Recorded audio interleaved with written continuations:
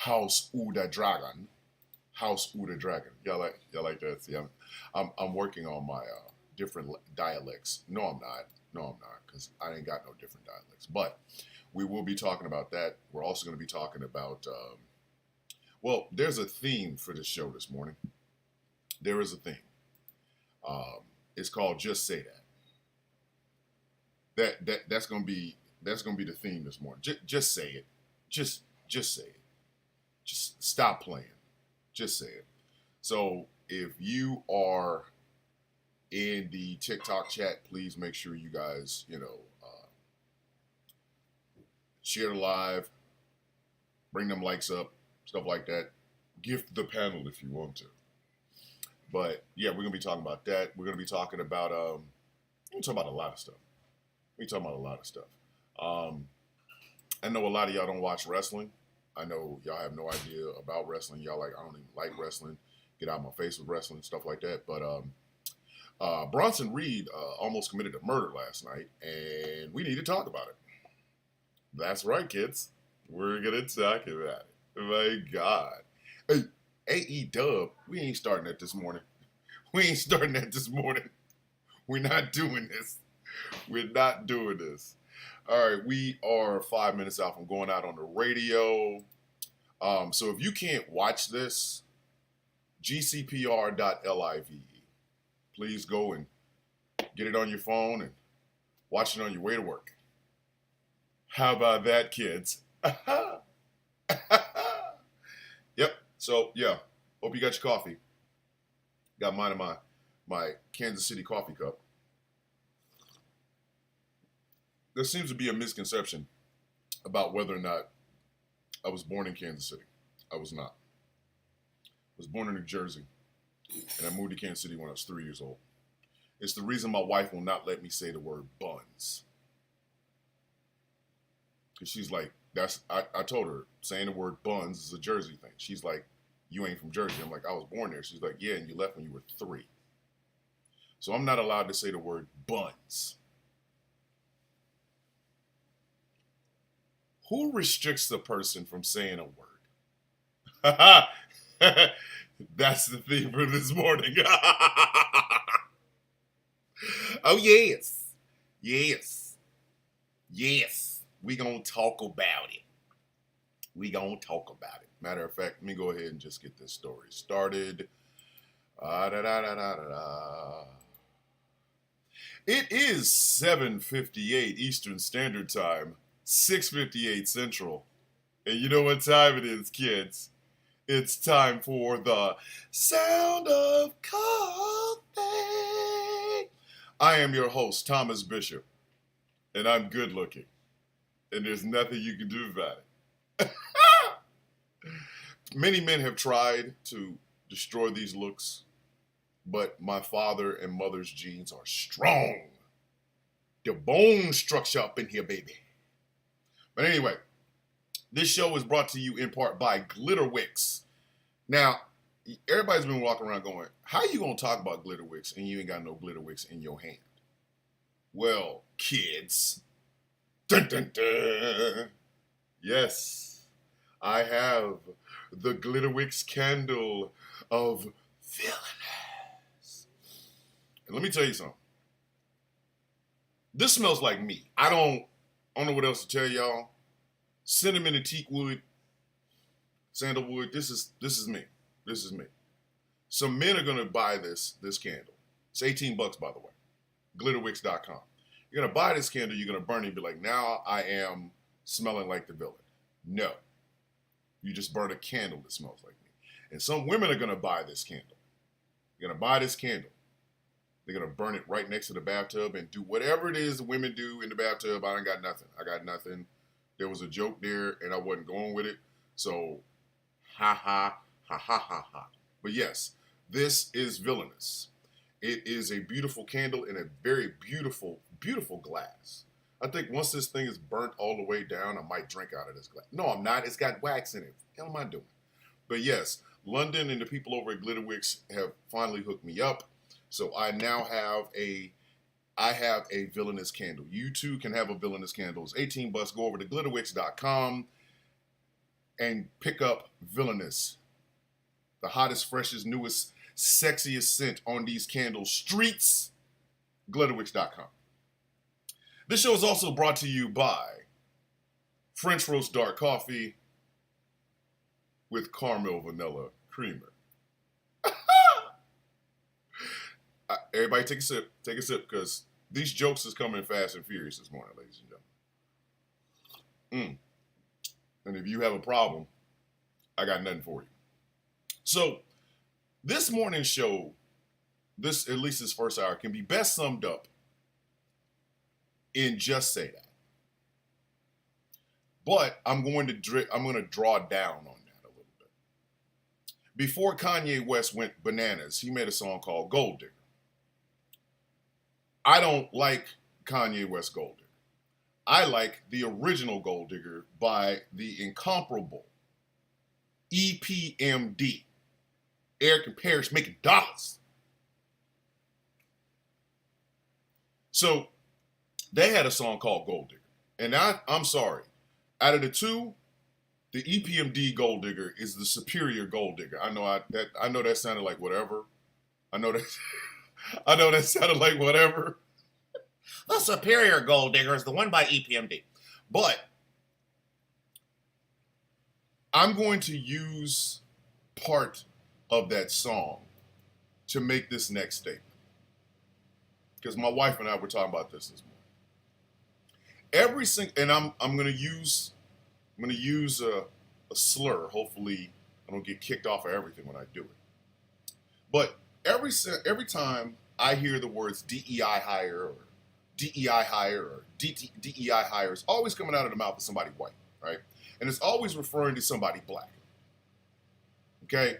Now, those of us on the intelligent black people side of social media have already known what this means.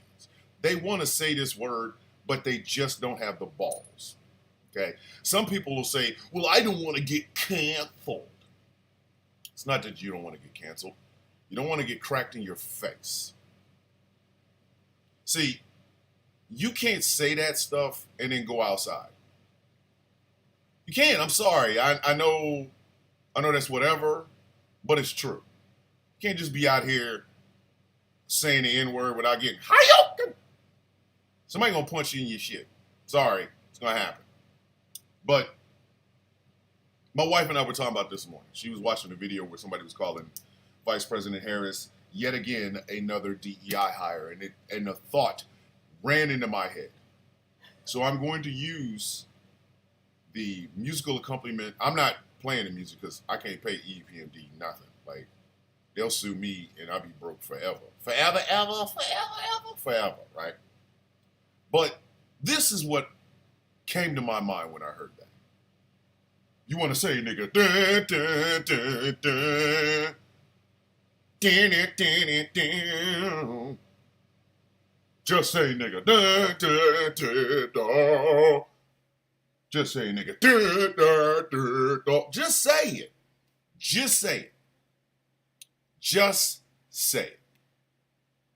At the end of the day, every single time somebody says DEI hire, I look at him and go, you want to say the N-word, don't you? You really want to say it. There's something in the back of your neck that just aggravates you about an intelligent black man, an intelligent black woman, an intelligent black gay person, an intelligent black trans person, an intelligent black elderly person, an intelligent black children. It just aggravates you because you're so used to us basketball playing, dunking, and you know what I mean? You just want to say. You want to say uppity N-word. What you really want to do. But you're afraid. You're afraid of the backlash that would accompany that. Y'all call it cancel. When I was growing up, it was called accountability. See, a lot of y'all never had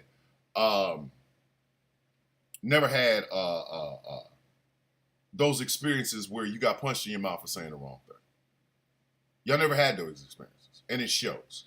A lot of y'all went through life. The fights that y'all had, y'all got your ass whooped. It's just that's why you think you rough scrabble now. No, it's translation. You got your ass whooped. Period. Get your ass whooped. And that has given you a false sense of understanding things. See, I grew up in a time where you couldn't just let some stuff fly out your mouth without it being brought back in there with a fist. I'm sorry. You know, you play in the dozens and a your mama joke goes a little bit too far, crack. How you doing? You talk about somebody's girlfriend. How you doing? You talk about somebody's brother. Like their brother has a disability or a sister has a disability. That's why your sister wear turtles. How do you doing? And that was on sight. That was instantaneous. That's one of the things everybody likes to talk about, the other things about Gen X. That's part of the Gen X I remember. You was getting your shit pushed in if you said some stupid shit. It's going to hit you in your mouth. You was going to get your whole face rocked. But now we live in this time where everybody's like, well, when I get canceled, that means I can't get gigs and people talk bad about my name. And no. I grew up with the cancel culture that meant, did you just say that about my sister? And now you got to find all your chiclets. Now you got summer teeth. Some are here, some are in the back of the parking lot, some are on the other side of the recess field, some are walking around in this dude's fist, some are underneath somebody's shoes. That's the cancel culture I remember. They canceled your ability to be able to eat meat. They encouraged you to eat soup by knocking your damn teeth out your face. So every single time I hear these people talk about DEI hire, just say the damn N-word and get it over with. And it's not just Vice President Harris. It's not just Vice President Harris. The mayor of Baltimore. When that barge hit the bridge, mind you, it's a tragedy. That bridge is needed by the people in the city of Baltimore. People died in that. But the right-wing ghouls just couldn't wait to call the mayor of Baltimore a DEI hire. He's black. Just say the N-word. Morning, bruv, over there in the YouTube chat, the angriest IT nerd on the East Coast. He coming to host. But just say that. They're always sitting around there. And see, here's the thing. Especially when it comes to Vice President Harris. To call that woman a DEI hire is disrespectful. It's disrespectful as hell. She is highly educated. She has been a prosecutor, attorney general. Those jobs you don't get by being a DEI hire.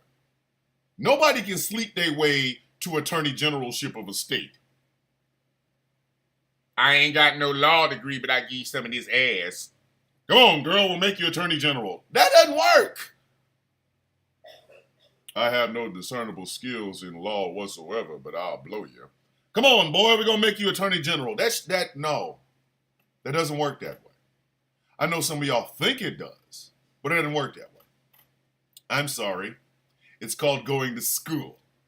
It's getting an education.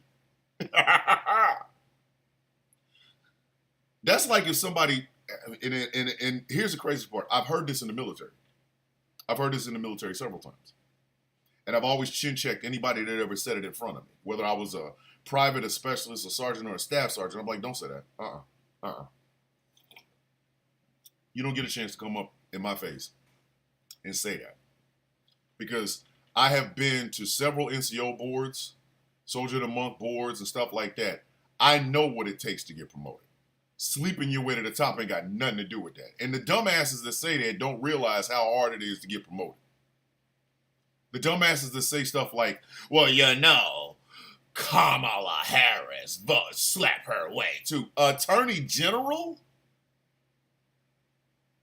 Make that make sense. Argue with your mama, don't argue with me. Argue with your mama, don't argue with me. But that also goes towards this long line of misogyny that a lot of people like. Oh my God, an intelligent woman wants to lead something. How dare she? I bet she gave up all that coochie to get there. It's a damn lie, you simple sons of bitches.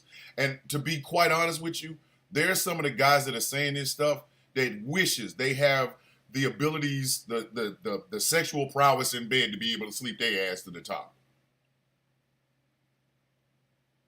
Oh, what's going on, John? Keita Thomas over in the YouTube chat. How are you doing? Hello, good morning. Yeah. Some of these dudes that are around here saying this so-and-so woman slept their way to the top. If the shoe was on the other foot and there was a line of women they had to impress to get to a promotion, they would love to try to sleep their way to the top. Some of them do not have the skills to sleep their way to the top because no woman who runs anything is giving out a promotion for 4 pumps, a grind, and an apology. That ain't happening. I'm sorry. Oh, snap. Belladonna over in the YouTube chat. Good morning. Argue with your mama. Don't argue with me. But it all comes back down to this idea of thinking anybody with brown skin did not earn their way to whatever they have. That's ridiculous. That is the most ridiculous thing I have ever heard. Singularly, that's the most ridiculous thing I've ever heard. Because what you are basically saying is, America carries us. No, they don't. You know that Jesse Owens could run fast, but he's a DEI runner. Word. For real. That came out your mouth? For real. You know that Dory Miller, he was down there cooking potatoes. He was down there peeling potatoes, and then he took on the Japanese during the attack on Pearl Harbor. You know he didn't earn that. He's a DEI shooter. A word? For real? That's what you got out of that? Seriously? Yeah. You know that Martin Luther the King was a good speaker, but you know he was a DEI Christian. What?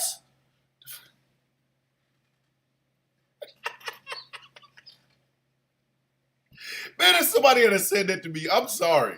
That's when the pimp hand goes strong. That's how smack shit at you happens. You know, Martin Luther the King was a DEI Christian. How you okay?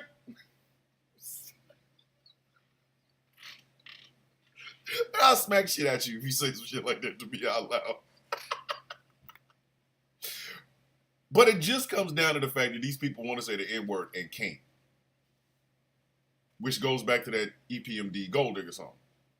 You want to say, nigga, just say the N-word. You want to say, nigga, just say the N-word. Just say it. Just say it. This is what aggravates people like myself. Because I have functioning eyes and ears. And I'm smart. So you can keep saying DEI hire all you want. I'm still walking around here going, you want to say the N-word, don't you? Huh?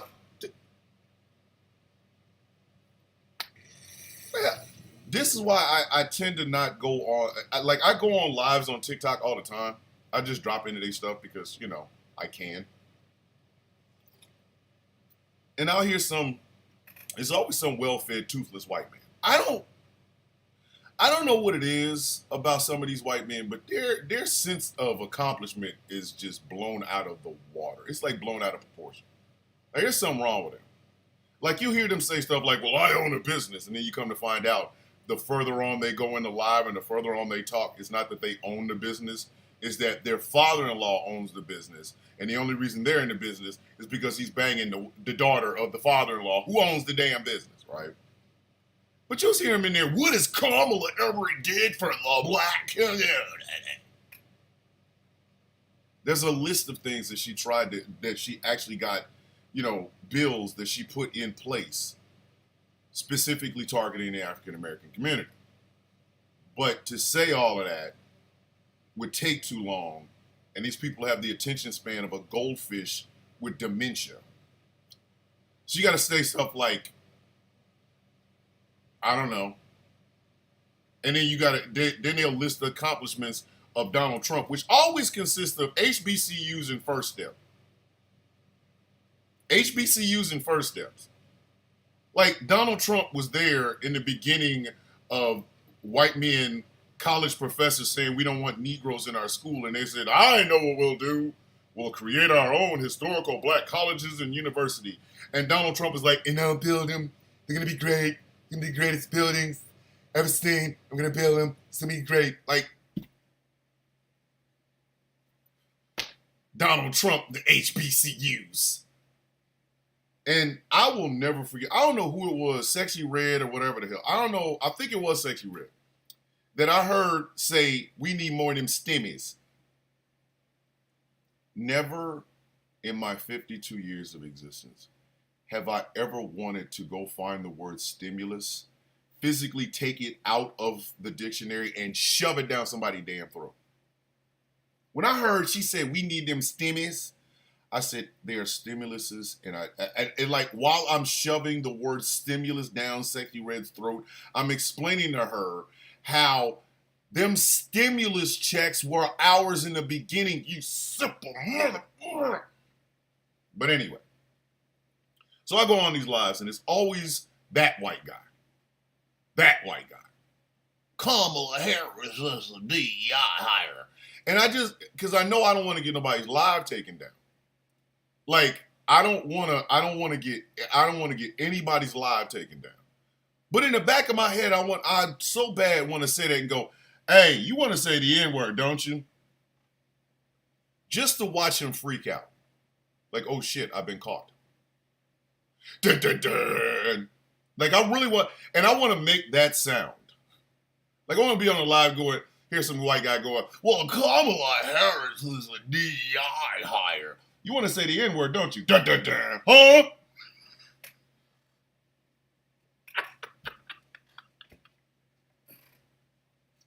Or I'll do it like this. I hear him. Kamala Harris is the DEI hire. You want to say the N-word, don't you? Huh? Dun, dun, dun.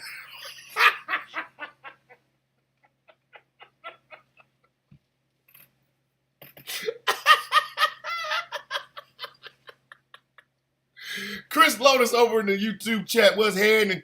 I'm telling y'all right now, if I catch one of your lives, and I hear that, and I come in, please understand that. Good morning, Brandon, over in the YouTube chat. Please understand, it could happen.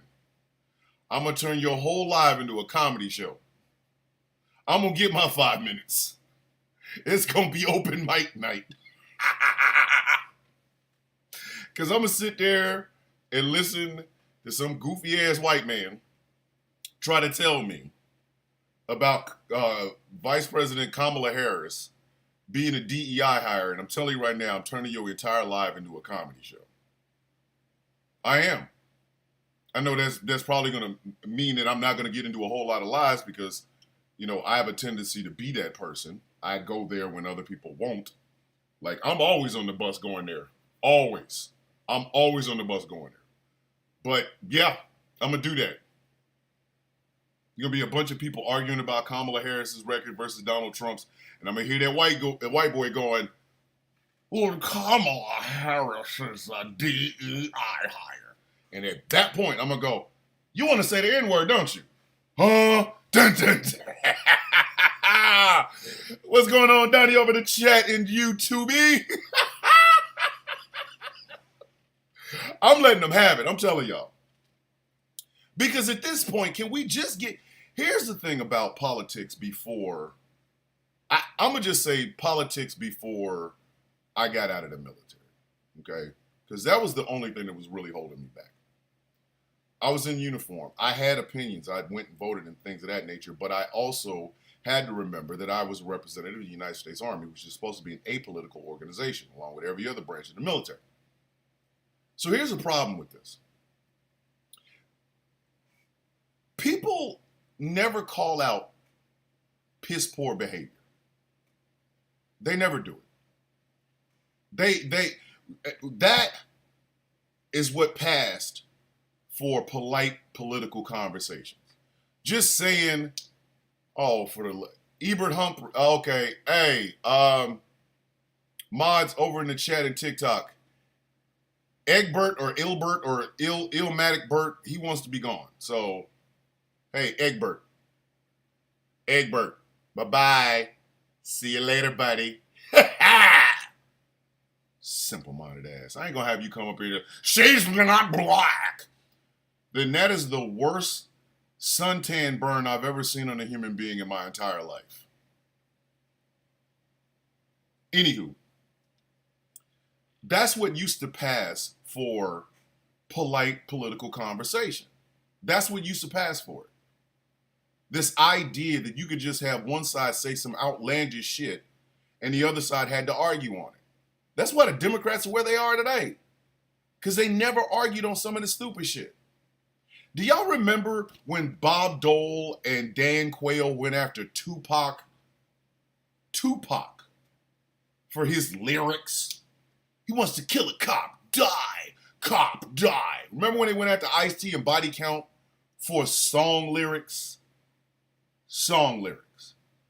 Now, had any of these people been like me at the time, I would have been asking questions like, hey, Vice President Quayle, how many Tupac CDs have ever killed a kid? Ooh. We don't want you to say the N-word no more. Hey, Charlton Heston, you dried up son of a biscuit eater. Is the freedom of speech not covered under the First Amendment? So they could have made the song Cop Killer in 3 different versions. It's still covered under the First Amendment, isn't it there, cold dead hands? Ooh.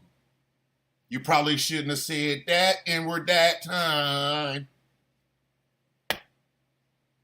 These people had, and the Democrats never stood up to them. They never stood up to them. They never looked them in the face and said, are you dumbasses trying to argue about words? Words. Tupac at the time could have viciously described what he did. Because I know what song he's talking about. I know it was on Tupac's first album, Tupacalypse Now, right? It's called Soldier Song. All he wanted to be a soldier. All he wanted to be a soldier like me. And he describes a guy getting into a traffic accident and killing a cop. Now, there was a case in Texas where a guy did that and had a Tupac CD in the car. So you trying to say the CD was an accessory? Do it, dog. Do it. Shut up, CD. I paid $11.99 for you at CD Warehouse. Shut up. Let me explain something to y'all, ladies and gentlemen. When I was younger, I was heavy into gangster rap. Heavy into it. NWA, Too Short, Ghetto Boys, stuff like that, right? I heard bitches and hoes. I heard gangster shit. I heard all of that, right? I have never once in the history of my life, ever threw a woman out of a car or kicked her in the stomach. I've never done a drive-by. And do you know why? Because my mother would have whooped my ass. Ooh. My mama wasn't playing with that bullshit no more. And I was the product of a single mother. I understand that. I was raised by a single mother. Okay? And she wasn't having it. She was not. My mother sat there, because I had borrowed somebody Straight Outta Compton CD, right? And I had borrowed it and was coming home with it. My mom's like, what is that? This is NWA. She's like, is that gangster rap stuff? Or no, she got the hip hop stuff. I said, yeah, it is. All right, put it on there so we can listen to it. I was like, we? She's like, yep, we're going to listen to it. And my mother listened to the entire NWA album. with me. And she went through damn near note by note by note to tell me exactly what I could and couldn't say, exactly what I could and couldn't do. When they was talking about drive-bys, my mother's like, I wish your ass would. Let me find out you in the car with somebody and they doing one of them drive-bys. By the time you get home, you won't be able to drive. That was my mother said this to me. My mother said this to me. So I was a product of a single mother, and I listened to all of that gangster stuff, and it never affected me. It never did. But had the Democrats had any balls in the 90s, we probably wouldn't be sitting where we're at today. They should have challenged these idiots. They should have. Like, how the hell you gonna blame words with a beat for the killing of a cop? What? Where they do that at? Where did they do that at? That's why I said before I was out of uniform and could speak about these things realistically, we ended up in a situation where people on one side was just saying some outlandish shit and the other side was trying to like fight on that hill instead of actually telling them, hey, this is because y'all ain't got no damn good ideas, isn't it? We are talking about bitches and hoes rather than talking about economic policies because you bastards only got deregulation and tax cuts, huh? This is it? This is what y'all doing? Word? You gonna sit your silly asses down? But no! Oh well, no. I denounce gangster rap. And no disrespect to C. Dolores Tucker because she has passed away, but you was dead ass wrong. You was dead ass wrong. There was at some point you could have went and talked to Tupac. You could have went and talked to Snoop Dogg. If it was that big of a damn deal and it wasn't something for your ass to sit out in front of a damn camera and get political points on. I said what I said. I ain't taking it back. But this is where we are today. We now all of a sudden have to have people say stuff like DEI hire. We're all supposed to just pretend like they don't want to say the N-word. You want to say, nigga, just say the N-word. You want to say, nigga, just say the N-word. Just say it. Just say it. Just say it.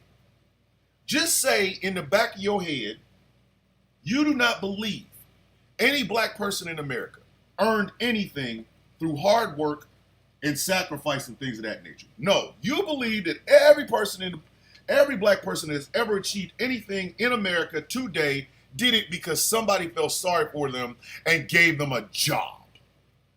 Just say that. Just say that. Just say you think we're less intelligent than you. Just say that. Just say you think every woman in power only got there because they blew somebody's pink little mushroom. Just say that. Just say that part. I'm not going to respect you either way. I'm not. Jessica over in the chat. Hey, beautiful. Hey, call me Jessica. We need to talk.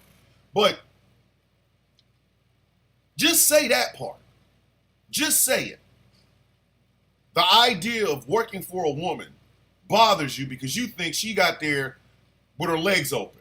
And you did it with hard work and sacrifice and slammed a sledgehammer in my balls so I wouldn't even have any sexual tension whatsoever. I'm a real blah, blah, blah. Just say that. Just say it. Because this beating around the bush bullshit is really, it's kind of getting on my nerves. It's kind of getting on my damn nerves. And in that same theme, we go to part 2 of Just Say That. I need people to admit that all that bullshit y'all talk about biology and knowing what genders is and men and what, you don't know what the hell you're talking about. You have no freaking idea. You don't know. And the reason I can say you don't know is the outrage over a biological woman from a country that basically has banned homosexuality and transsexuality Y'all thought she was a man. These are the same people that thought a bunch of drag performers was doing and outdoing the Last Supper in the beginning of the damn Paris Olympics. You don't let me hold on a second. You don't know what you're talking about. You don't know. Just say that. The Algerian boxer, woman boxer, was born a woman, raised a woman. She has pictures of her as a beauty queen with a crown as a woman. She did not get glammed up to go to the Olympics. It's not like she was in the boxing ring with a pair of stiletto ass heels on, trying to look nice and score a knockout with an evening gown on. She goes over there. She beats another woman, you know, a woman, and the Italian woman freaks the hell out, starts crying. All of a sudden, the trans woman beat up on the girl. Just say you don't know what the hell you're talking about. Just say it. Just say it. It would be easier if you did it that way. We might feel better if you just said, hey, yo, I don't know half the shit that is coming out of my face. I don't know. This Paris Olympics proved two things to me. Two. Number one, some people in America have the culture of Velveeta cheese. It ain't even real cheese. They just call it Velveeta because if they actually tried to call it cheese, somebody would sue their stupid asses. Some of these people in America have the cultural understanding of Velveeta cheese. Y'all don't know what the hell you were talking about half the damn time. You don't. Your dumbasses is out here saying all kinds of shit. You are saying all kinds of shit, and you don't know what the hell you are talking about. The Feast of Dionysus, which is in Greek mythology. I'm not a big studier of Greek mythology. I'll be the first person to say that. I'm not. So when somebody said, oh, that's the Feast of Dionysus, I had to take their word for it. And then when people started showing me pictures of the Feast of Dionysus, I said, okay, great, that makes sense. These dumbasses, they're mocking the Last Supper. As if the Last Supper, here, let me show you something. It's a new camera I got, right? It's got like bigger screen stuff. It's almost like they act like, who was it that did the Last Supper? Was it Da Vinci or Michelangelo? I'm gonna go with Da Vinci. I think it was Da Vinci. It was Da Vinci, right? One of the dancers literally said the director told him it's the Last Supper. And you heard this from where?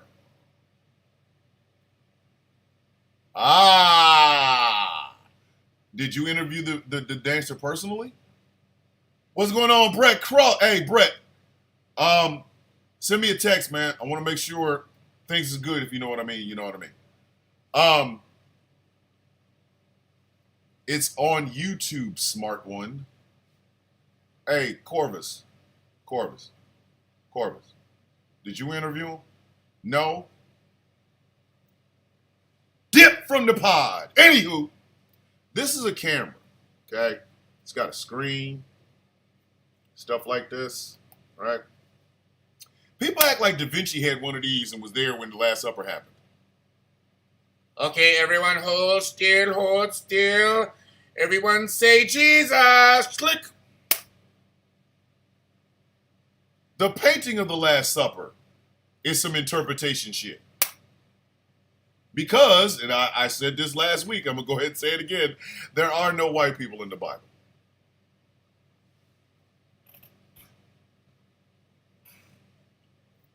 Ooh, there ain't no white people in the Bible, bro.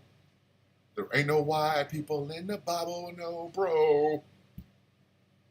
There are no white people in the Bible. So every single solitary picture that you see is disrespectful to the book that you're talking about. Because ain't no white people in the Bible. None. Adam and Eve, brown. Abraham, brown. Isaac, brown. Solomon, brown. David, brown. Bathsheba, brown. Samson, brown. Delilah, brown. Jericho, brown. Moses, brown. Aaron, brown. Shadrach, Meshach, and Abednego, brown. Daniel, brown. Jesus, brown. Matthew, Mark, Luke, John, brown. Job, brown. Saul, a.k.a. Paul, brown. Bruh. Somebody gonna assassinate me for that one. There's a dude that blamed another TikTok creator for being me and offered for this TikTok creator to come down to Texas so we could whoop his ass, thinking this TikTok creator was me. So basically what he said is, I want the villain to come down to this little podunk ass town in Texas so I can whoop his ass. And he's a big dude, don't get me wrong. But number one, the guy that you thought was me ain't going to Texas, and I ain't going to Texas to meet your big dumb ass. But I know his ass is seething right now. Bruh, man, he just ate his coffee cup. Man's just ate his coffee cup. He just gobbled the whole damn thing. He is pissed. Pissed, I tell you. Pissed. By me saying that. But there are no brown people. I mean, there are no white people in the Bible. So when Da Vinci painted The Last Supper, he was painting some interpretation shit. And Christians are walking around going, oh my God, it's the Last Supper. No, it's not. How come y'all ain't saying that? How come y'all not saying it's disrespectful to the Bible? Da Vinci's The Last Supper with all them white folk in there. Judas, brown. Just saying. I'm just saying. So that's where y'all started off wrong. Not realizing that the Feast of Dionysus is what that was. And instead saying stupid shit like Mr. Corvus over here in the TikTok chat. Bro, a person who was one of the dancers was interviewed and said that the director said this was the Last Supper. Did you interview him? Well, actually, shut up. Shut your stupid ass up. You know what I mean? And then we get to women's boxing.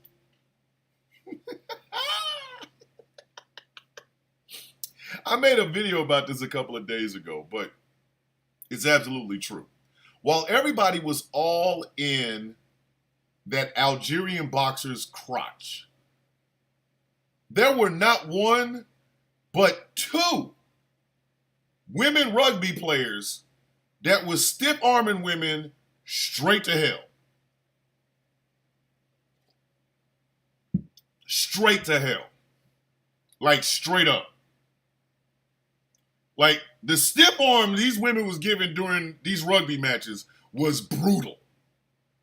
They was putting fist to, like, they was putting hand to face, like, shut up, bitch! And they were bouncing motherfuckers off the ground. Excuse my French. No, like we said, no cussing or profanity before 8 p.m. Eastern Standard Time. That is on me. But they was like, are you? And the New Zealand team walked away with gold. The American team walked away with bronze. And nobody questioned whether or not these two particular ladies, and I cannot remember their names, were women. Nobody. You out here looking for the virtue of the Italian white girl. What about all them white girls that these two powerhouses was bouncing off the ground during rugby? Yeah, oh, damn, they virtue, huh? It's just like football. We don't care about their virtue. Poing, poing, poing. Just bouncing white women all off the damn rugby field.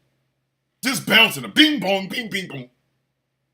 The one from New Zealand, I have seen her wife and I've seen her kid. In their profile picture on TikTok, they look so absolutely so happy. They look like they're enjoying their lives. It is so great, and I look at that and it warms my heart.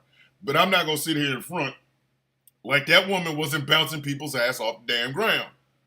She picked up another woman and carried her ass to come on. But nobody cared about that woman who got Carrie's virtue. We need to do something about the New Zealand rugby player. She's a trans man or trans woman out here bouncing other women's face off the ground. Nothing. Not a damn thing. And then there's the American player whose name, again, I'm bad with names. I am really bad with names. So it's not I'm being disrespectful. I'm just bad with names. The American woman player, who I think she just said she got 1 million followers on Instagram. And congratulations to her. But guess what she's doing? Bouncing bitches. Give me your face. Sit down. Give me your face. Sit down. Oh, let me carry you. Nothing. Nobody cares about these women who are out here just getting brutalized playing rugby. Nothing. Not a damn thing. Y'all just, and it's a pick and choose thing. This is my problem with these folks. It's a pick and choose thing. It's the same thing when it comes to Kamala Harris. It's the exact same thing. It's a pick and choose thing. Kamala Harris is the DEI hire, but Candace Owens ain't? Ted? Do you see what I'm saying? Harris Faulkner isn't a DEI hire, but Kamala Harris is. Huh? It's the same thing here. It's the exact same thing here. They got all in their damn feelings in Paris when an Algerian boxer, an Algerian woman boxer, beat the brakes off an Italian girl. And the Italian girl was crying. Now, here's the crazy thing. The Italian woman boxer apologized to this Algerian boxer for the actions of your stupid asses. Do you understand? Let me say that again because I know some of y'all are slow. The boxer, the Italian woman boxer that y'all were all up in arms about. Hey, J.K. Rawlings, get out of your crypt and come here and bring melted face Elon Musk ass with you. The Italian woman boxer that y'all were all in your damn feelings about because she got punched in her shit came out a couple of days later and said she is going to apologize to the Algerian boxer who punched her in her shit because of your dumbasses.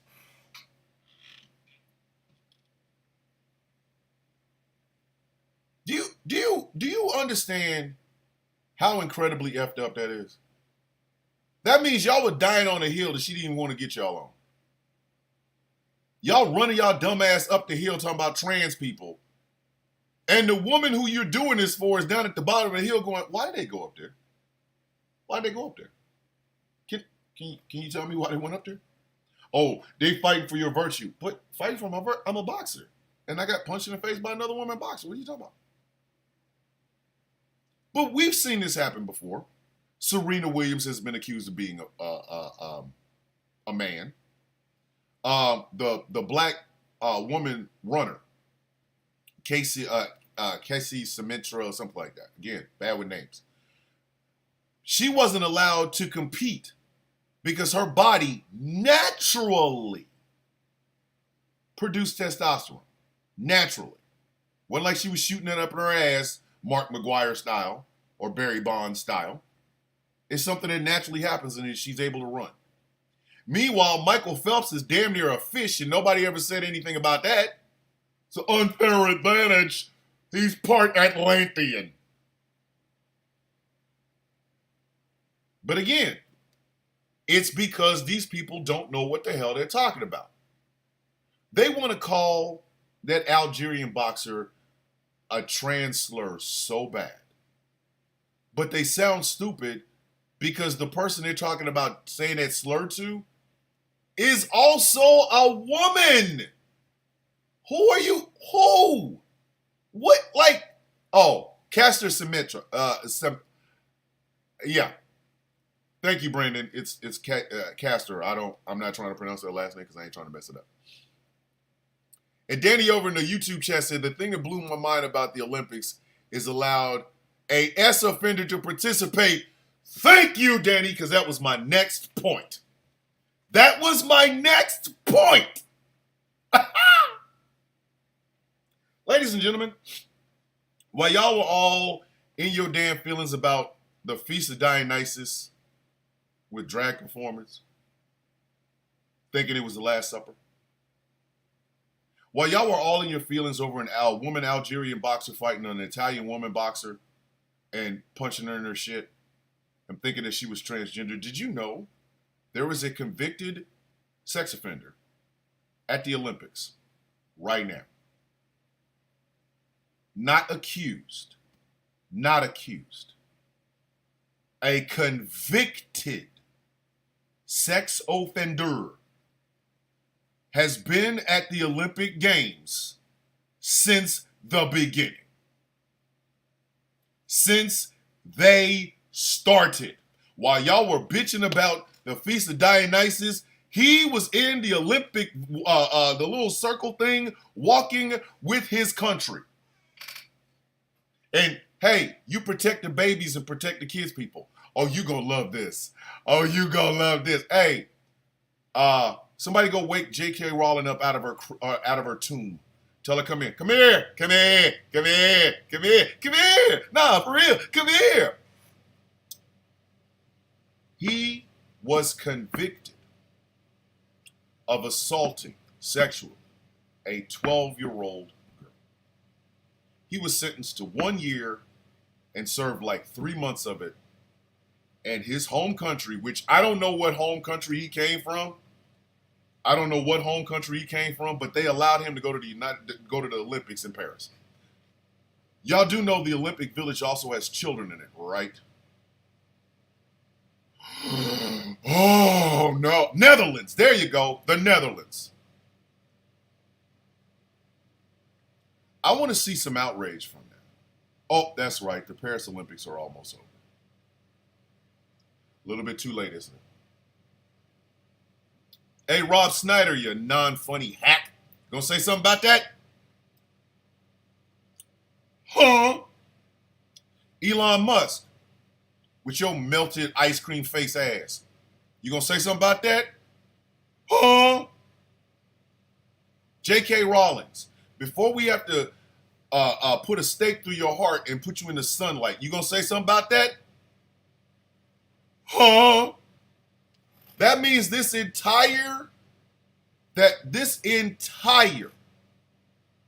Olympics, the entire Olympics, while y'all are bitch moaning and complaining about a woman boxer from Algeria, a convicted offender sexually has been at the Olympics. While you were talking about protecting little girls from the trans boxer, a man who assaulted sexually a 12-year-old girl has been at the Olympics.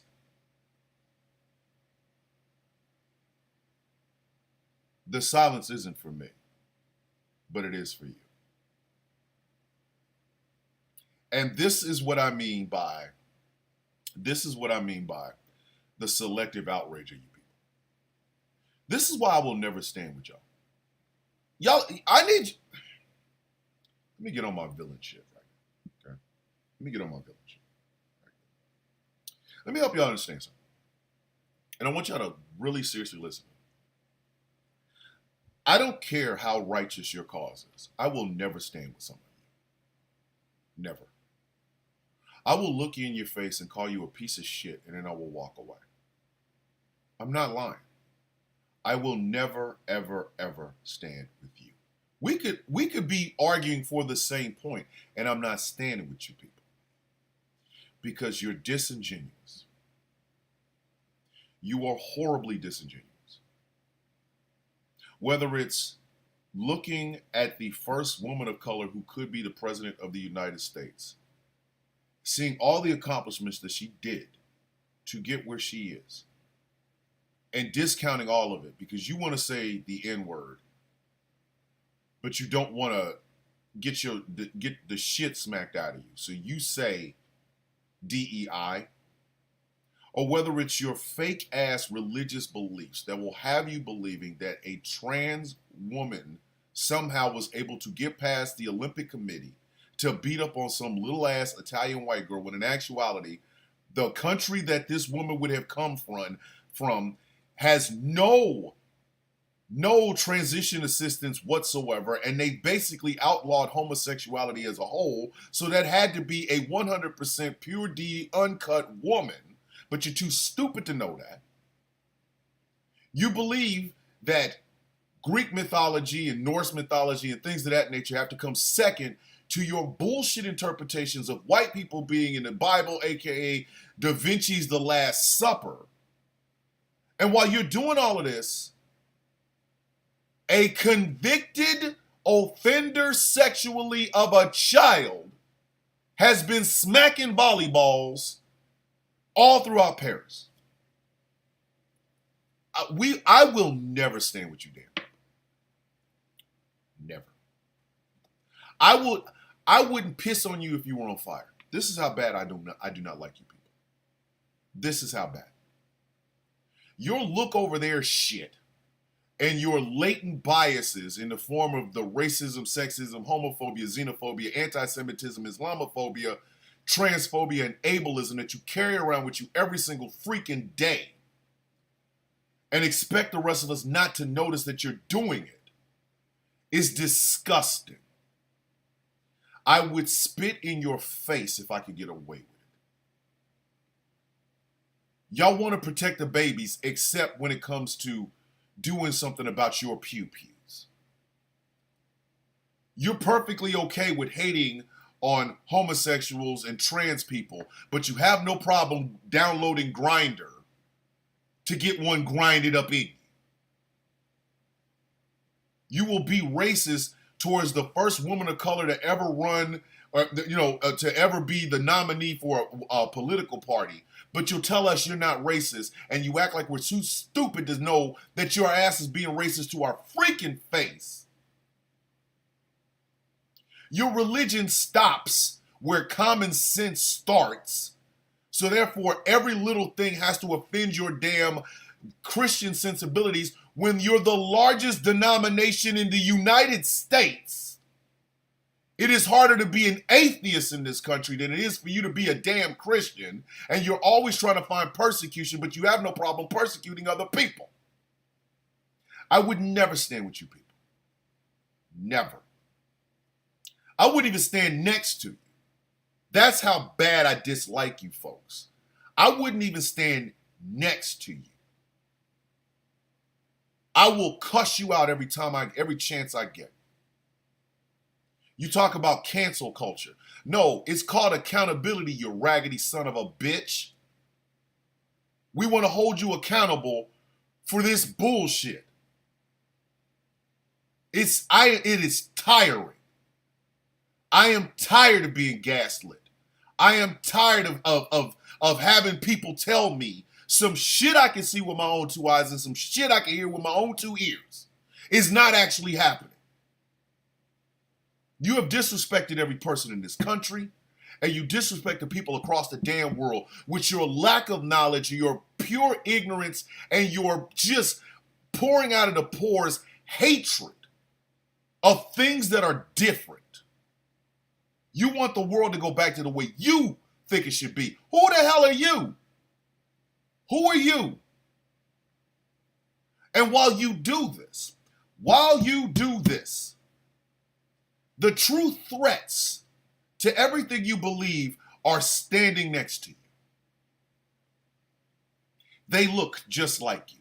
They talk just like you. They act just like you. You think Kamala Harris is a DEI hire, yet you're working at a company where the boss's son, who has never worked at the plant, is now your damn boss. You talk about your religious faith being persecuted and you can't, it's rough to be a Christian in America. Meanwhile, you are rooting for the destruction of a group of people in a place you can't find on a map. The only thing you know of is that's where Jesus is supposed to come through some damn gate because they're Muslim and you're Christian. You don't know that an Algerian woman is an actual woman.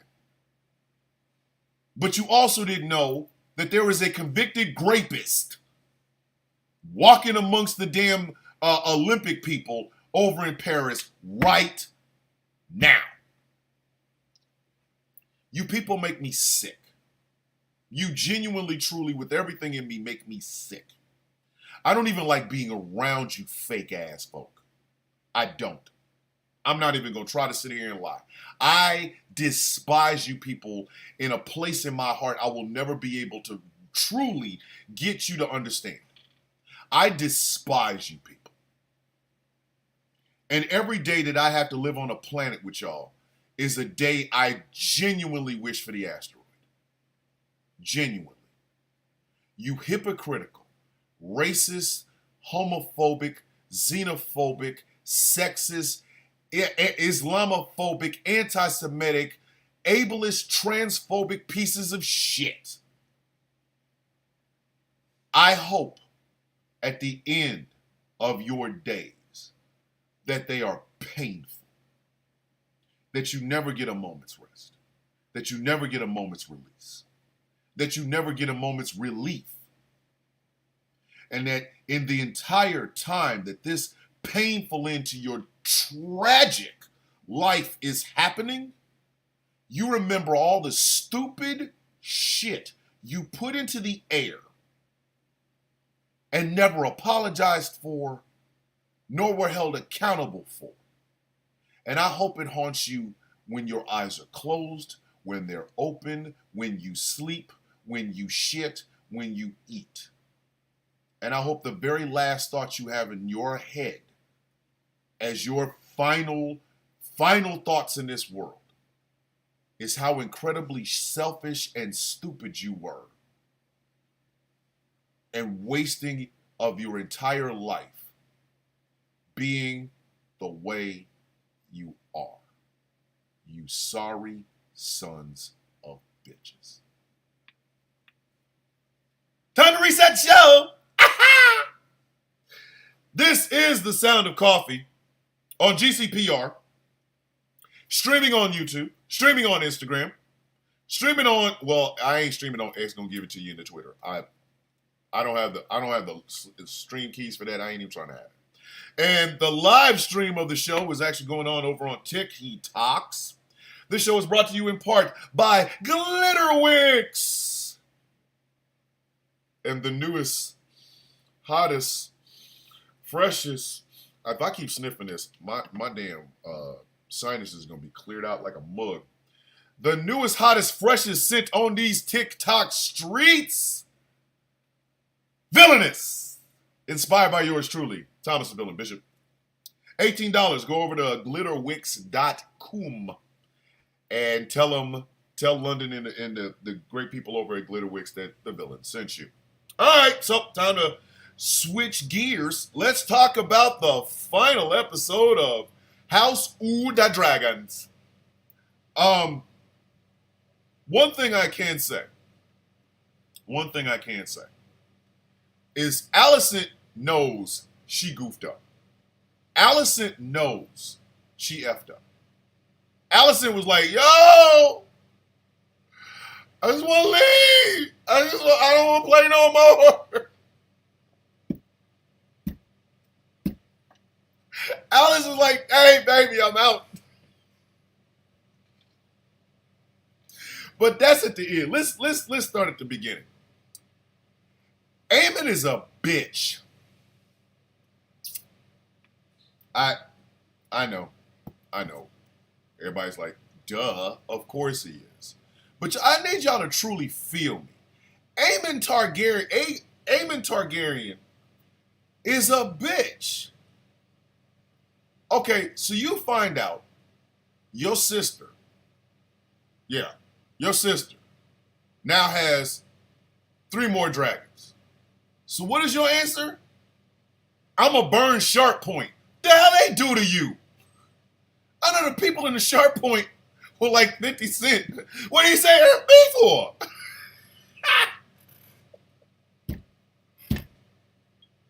Imagine waking up at Sharp Point. You like, hey, welcome to Sharp Point. Going to get some fish for Sharp Point.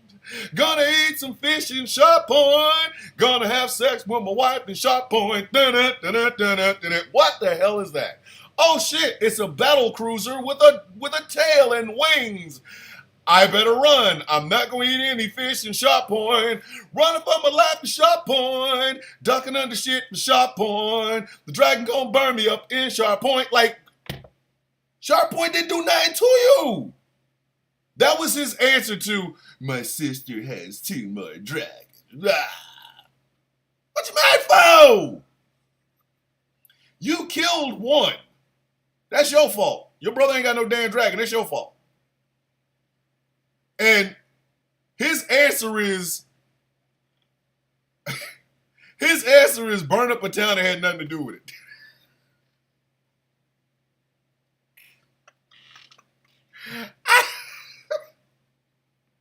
That's a bitch move. That is a purely unadulterated bitch move. That's a crispy bitch move. You ever had a crispy chicken sandwich? That's what that is. A crispy chicken sandwich bitch move. People at Sharp Point like, I ain't even do nothing. What the? Why we getting burned up? Why we over here cooking? The hell is this? And that's when Allison finally realized, hey, oh, no. Allison finally realized how incredibly screwed up she was when Aemon came after Helaena. Because see, Helaena has a dragon. It's quite large. But Helaena is like, I ain't trying to cook nobody, dog. I'm good. Like, I don't want to cook no one. I'm straight. My son's dead. My husband is a shish kebab. I'm good. I don't want no parts of this. I'm straight. Aemon's like, you gonna get your ass on that dragon. She like, no, I'm not. I just told you, I'm not getting on the damn dragon. He snatches her ass up. Allison tries to break it off. And then Allison finally tells him what she's been wanting to say to Aemon all season. I should have swallowed you.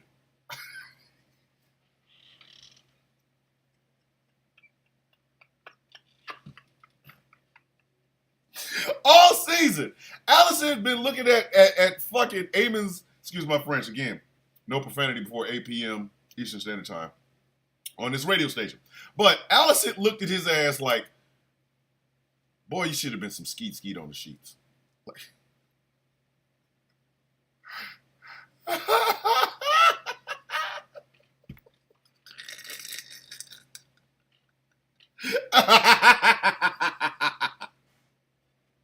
you should have been swallowed.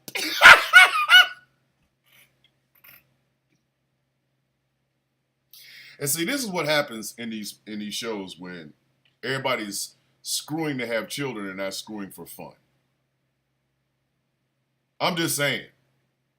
Everybody up there trying to make a baby. Listen. I'm trying to mount the world, but I ain't trying to have no kids. You know, exactly. She needed a specialty. Like, your daddy should have been swallowed.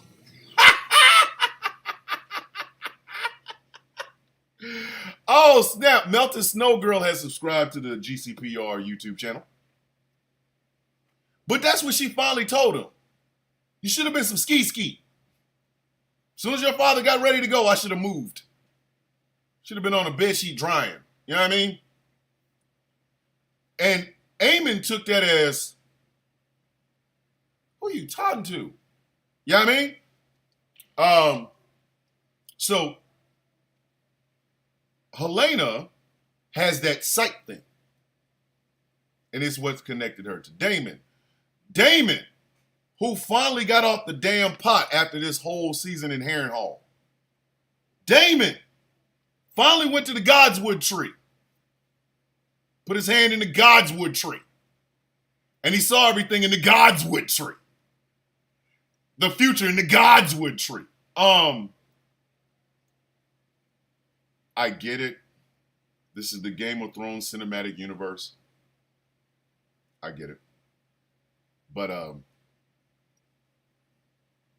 this is the only way I want to experience House of the Dragon. Brandon over in the YouTube chat's like, this is it. This is the only way I want to experience it. This is it. This is it. Did she walk to death? I think she did. Margaritaville in the TikTok chat said, did she warg into Dame? I think she did. I think she did. I think she walked in. Remember when Hold the Door did that? But anyway, I get it. This is the Game of Thrones cinematic universe. And the reason I can say it's the Game of Thrones cinematic universe is because coming in 2025, Max has another Game of Thrones related show coming out. It's called A Night of the Seven Kingdoms. Don't believe me? Go look it up. It's going to be right there with Penguin, and The Last of Us is coming back, and all that good stuff. But yes, Game of Thrones has another season. The Game of Thrones cinematic universe will have another show, A Night of the Seven Kingdoms. I don't know who the knight is. I thought it was Sir Arthur Dayne. Hey, for all of my GOT people, didn't Arthur Dayne have the swagger of a dude with a large penis?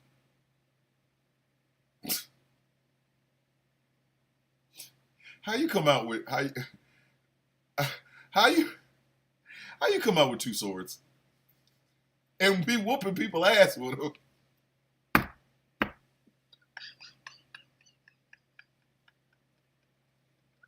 Sir Arthur Dayne was out there getting it.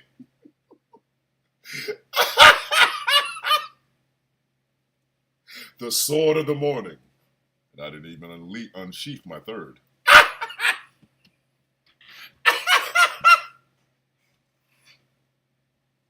Sir Arthur Dayne had a little bit too much swagger for a guy that was, not cocksure, if you know what I mean. So yes, there is another show called A Night of the Seven Kingdoms coming.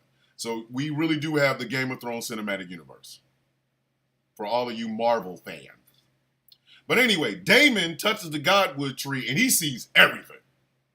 He sees the past. He sees the future. He saw the Night King. This is why I brought that up. I know the Night King has a crown made out of ice. Did he have hair or something at one point? Was the Night King out here rocking a mullet with that crown of ice on his head? Because that was the Night King. That was the Night King. He had a crown. But he also had hair. So I'm trying to figure out what in the hell was going on in the Night King's life where all of his hair fell out. Oh, it wasn't the king. Okay, that was his general. Thank you, him over in the TikTok chat. It was one of his generals. Okay. Because I was about to say, if the Night King was walking around here with a mullet and a crown on, there's some problems.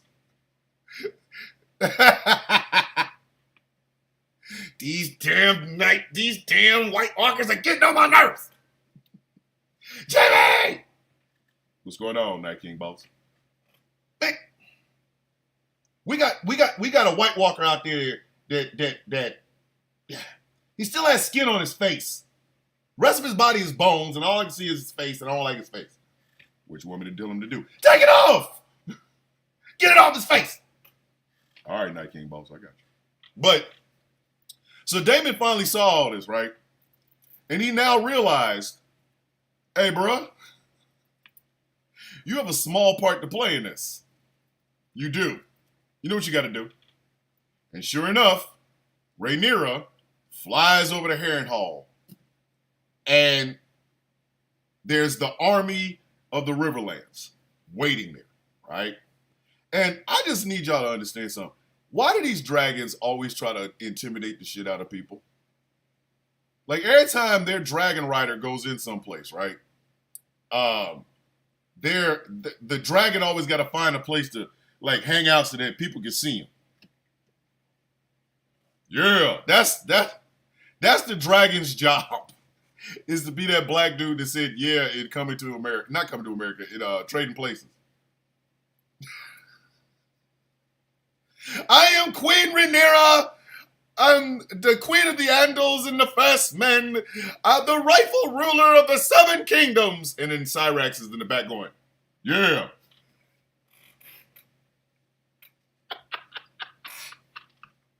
That's all Caraxes does for Damon. That's all Caraxes does for Damon. That's why they call him the bloodworm, because he ain't got to say nothing. The man's neck long as hell. So Damon could be hollering at somebody in the corner going, you do know that if you don't bend the knee to Quinn Rhaenyra, there will be consequences. Here come the bloodworm. Yeah.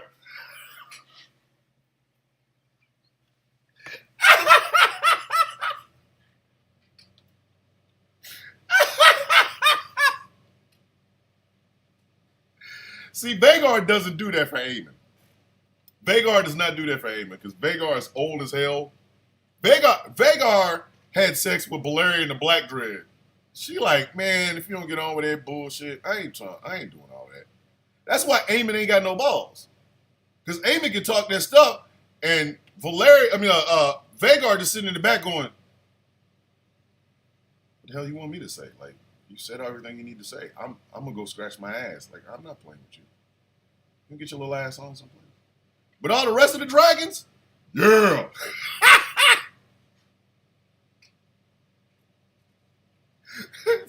See Smoke with that drunk ass dude.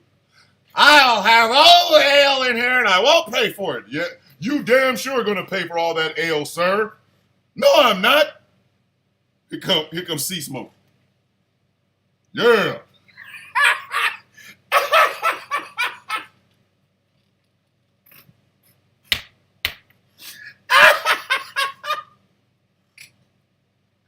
So here they're in Harrenhal with this large ass army, and Daemon drops the knee after speaking that High Valyrian. Which, why does the High Valyrian sound sexy?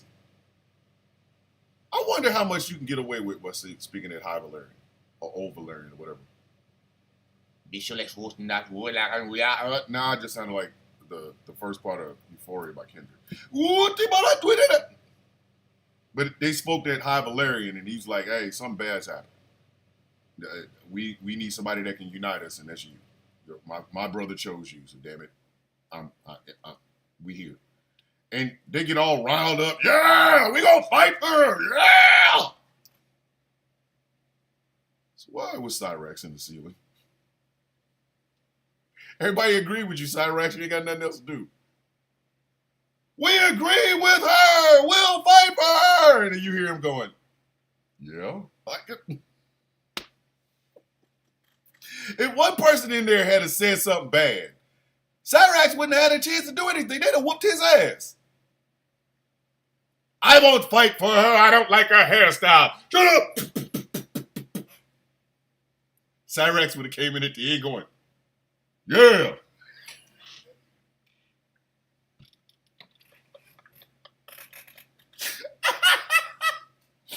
Y'all understand that's all Daenerys' dragons were. That was it. Except for Drogon. Drogon was like, I ain't gonna be your puppet. I'm gonna leave. I'm hungry. I'm going to get me a sandwich. I ain't playing with you. Oh, hey, we do have movement on the VP sweepstakes. It is Minnesota Governor Tim Walz. Kamala Harris has made her pick. It is Minnesota Governor Tim Walz, who will have the greatest time ever debating against the couch banger. Hey, Governor Walz, I don't know if you listen to morning shows, and I damn sure don't know if you listen to internet radio morning shows, and I don't know if you listen to internet radio at all. But if you can hear me, I just want you to bring up that couch to Vance just one time, please. I'm begging. Mr. Senator Vance, is it true that you got it in with a Broyhill? That's not a question I was ready for. See, I couldn't moderate that debate. I'm telling you right now, that couch is coming up. Anyway, so it is Her VP pick is Governor Tim Walz. But back to GOT. But Drogon was not going to be the one going yeah behind her. He did that. When she said Dracarys, he would burn somebody up from like across the room. Dracarys! Now that he would do. That he would do. He did not wait. Listen, Drogon couldn't wait to cook your ass. He couldn't. Drogon would have cooked anybody. You ain't even got to be a dragon, right? Just say Dracarys. Drogon going, whoa, wait a minute. That's my cat's name.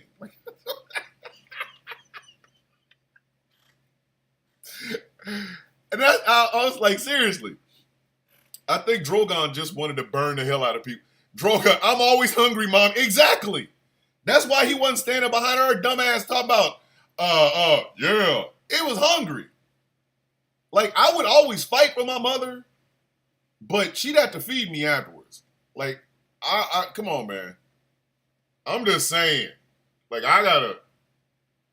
And then we had, the conversation between Corlys Velaryon and his son. Okay. The deadbeat dad thing, you put it on the black characters, I don't like it. Sorry. Not a fan of it. However, there was some very powerful speaking by his son. That speech. And Corlys tried to get her, you are dismissed. No, dog, you won't hear from me, B. Like, man said, I've been holding on to this for so long. And it basically comes down to the fact that you out here busting off, making kids, not taking care of them. Meanwhile, your kids by that other woman, you treating like, kings and queens. They got furs on, and we cold out in these streets. Meanwhile, your son come out here with a fur jumper suit on. You know what I mean? Like, we was cold, daddy. Mans went lit. Mans went in. And I know Corlys felt all of that. He had to. Because he knew the boy was telling the truth. Now you got a son that's a dragon rider. You got another son that's the first mate. Neither one of them want anything to do with you. When they were looking for a dad, you were gone. And now look at your family. Look at your life now. You need these kids. You need them. And at this point, you can't even get over your damn self and just be like, hey, yo, my bad. I was a shitty father. But I'm here now. And I'm sorry. You the hand of the king. You couldn't have made one of them boys up. And it's like, here's the other thing I don't understand about this bastard thing in Westeros. All right, so some guy, Lord Fishing Chips. All right. He's the Lord Regent of, 4 states in America, right? He's the Lord Regent of 4 states. Lord Fishing Chips. Their house sigil is literally a fish with a bag of Lay's potato chips. Anyway, he's going to have sex with other women out there, okay? Here's the part that I don't understand, this bastard thing. This is the part that I do not get, okay? He might not have been married to the mama, but is that not still his kid?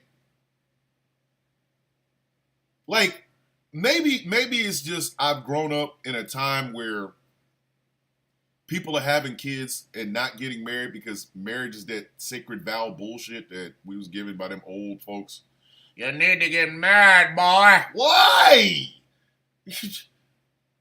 Young lady, you need to get married and keep your virtue. For what? Man, listen, I'm going to die one day. We're doing all this. Them boys are still his boys. They look like him. I don't know who these 2 actors are that they found to play Corlys Velaryon's bastard kids, but them boys look just like him. I would not be surprised if they're not related.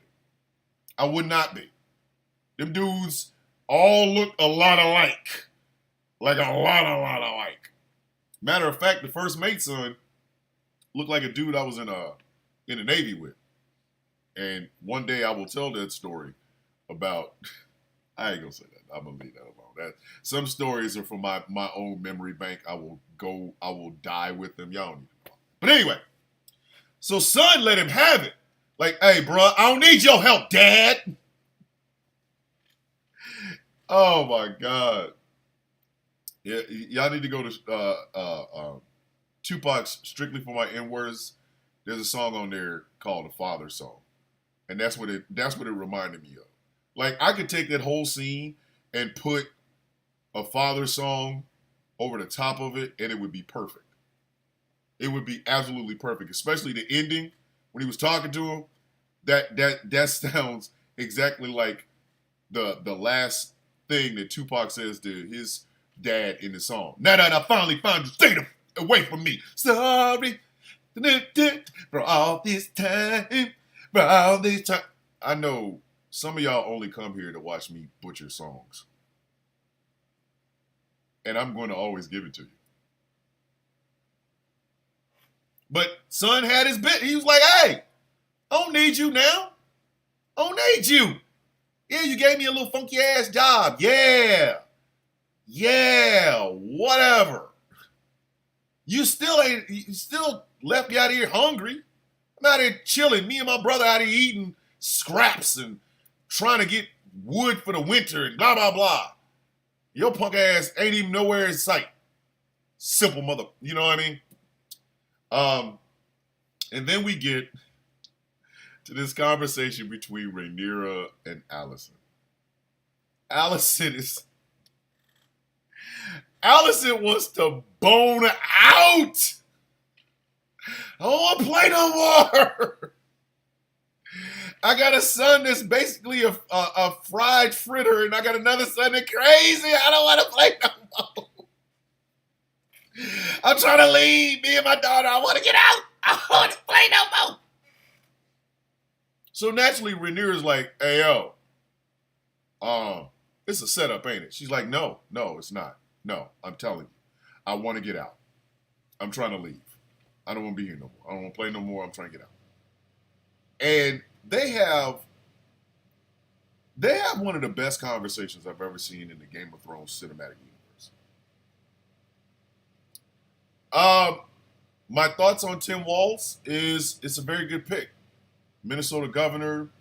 Will definitely need Harris is probably definitely going to need to shore up Minnesota. Good strong pick. Older. He's a white guy. He's very middle of the road centrist Democrat. I knew that was going to happen. It wasn't like she was going to pick somebody radical or anything, like Jasmine Sullivan or something. So it's a good pick. It's a good pick. And it's kind of that's a tight team. That's a tight team compared to the dysfunction that is over on the other side. Donald Trump ain't even giving his man any love. Is J.D. Vance ready on day one if something should ever happen to you? Oh, well, he's a good guy. Hey, that ain't what I asked you. No, for real, he's a good guy. Kamala Harris doesn't have to answer that question. Tim Walz would be ready on day one. President Walz would be ready on day one if it came down to that. But this was one of the best conversations I think I've ever seen on a Game of Thrones cinematic universe show.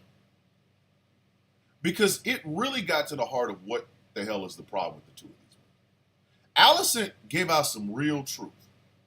She was jealous. She was extremely jealous. And insecure in her own place because Rhaenyra always knew what she wanted. When they were kids, Rhaenyra was like, I know what I'm going to do. I know who I'm going to be. Alicent was like, I don't know, my father and my mama. Otto Hightower set her ass up. Set her up. Hey, yo, go sleep with the king. Go marry him. Now she's got two boys, neither one of which wants to listen to her, and one of which is a murdering psychopath. And she's trying to protect her daughter and her remaining grandkids. She doesn't want any part of this.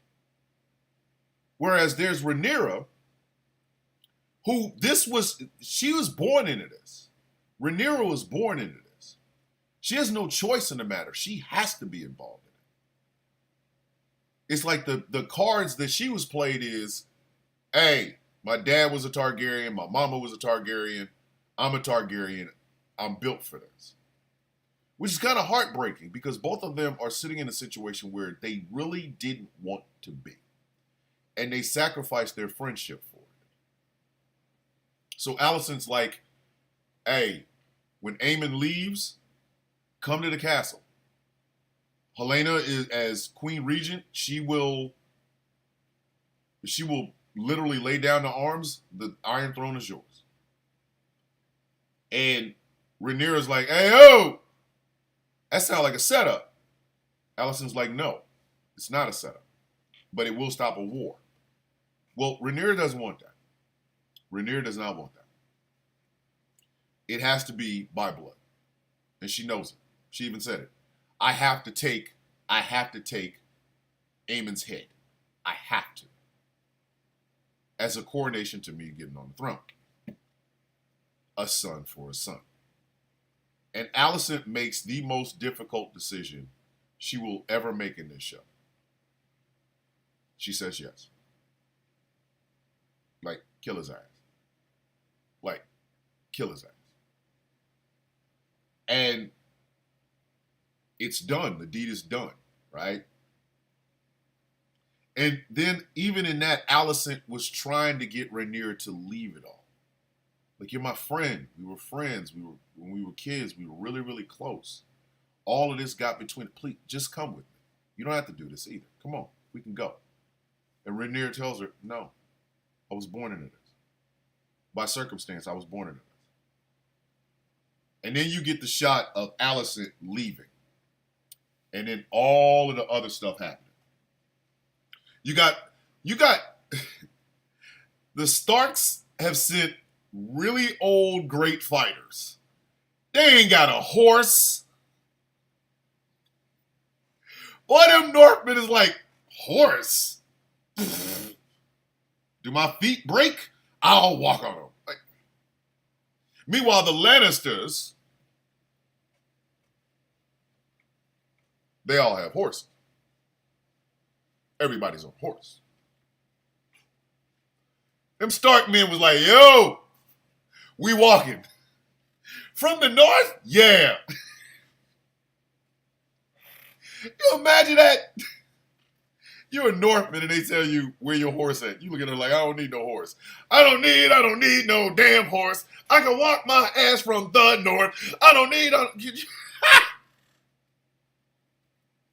I come with this stuff off the top of my head. Please appreciate it because you probably will never see it again. But anyway. The sea snake. Oh, and I didn't even talk about the Lannister man getting his ass whooped by that woman or fighting that woman. And to seal their partnership and be people on the sea, he had to sleep with all of her wives. Is it just me? Is it just me? Am I the problem? But why do these pacts, these agreements between different nations always have to end in, hey, I got 6 wives, you got to sleep with them, or hey, I got 2 wives and a ugly mother, sleep with all 3 of them. Like, why do we have to do this? Whatever happened to, hey man, I'm gonna shake your hand, I'm gonna go to bed. You seem virile, sir. Well, thank you. I try to be virile all the time. I will seal this pact with you if you have sex with all my wives. Hey, yo, I just want the boats. I ain't come here for all that, man. That's a job. Like, one woman, hey, you want me to sleep with you and your woman? Cool. You start pulling out numbers like Wilt Chamberlain. I've got 6 wives and 4 concubines. That's 10 women. I'm good. Everything in my crotch would just like retreat into my damn guts. For some boats? For some boats. I want y'all to understand. For some ships. I'd have been like, hey man, I got some other Lannisters. Can I bring them in first? I got like 4 Lannister cousins. I send a Raven, come get him. Hey, it can be an orgy because I'm not trying to. It's too much work. But you were virile in the mud pit. Yeah, because I was fighting for my damn life. I ain't trying to die. You up here talking about having sexual relations with like 6 or 7 women. That's a job. That is no longer fun, lady. Just give me the damn bolts. Get out of my face. But you see him after fighting this woman and apparently banging out all of her wives. You see him on the ship with her. Meanwhile, the sea smoke or sea snake, which is now not the sea snake, it is the queen who never was. That is heartbreaking. That is heartbreaking. He renamed the ship the queen who never was. Dang. That he really misses that woman. He really does. But you see the queen who never was, her captain and first mate are getting ready to go to the ship, and the music. This is why I love the Game of Thrones cinematic universe. I love this.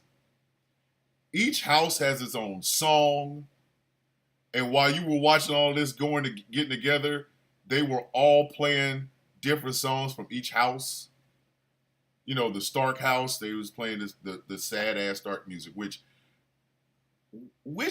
family had it worse, the Waltons or the Starks? Didn't two of the Walton kids die of like cholera or polio or influenza or something, like infantigo? What? I know one of them families during Diamond's the Night King play. Yes, the Night King's music. The Night King has music, kids. I need y'all to go back and watch the Battle of Winterfell again and realize that the Night King has music. And here's the other thing. People are like, I can't believe that Arya kills the Night King. Would you believe it if I told you the Night King is nowhere in any of the books? The White Walkers are, but the Night King is not. So it didn't matter who killed him. Bran could have got up and gave him some gun fu, aka John Wick. It wouldn't have mattered. The character doesn't exist. Stupid. That's stupid. Like, there was a whole lot of people. Arya killed the Night King. It's such a waste. It was supposed to be Jon Snow.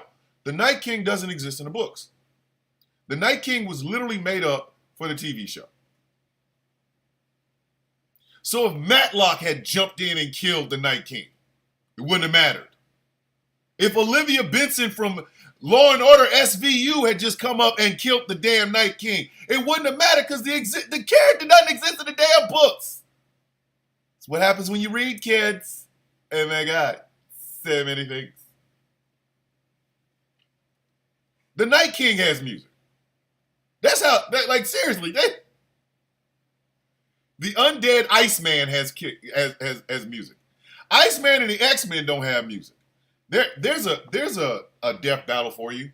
Iceman versus the Night King.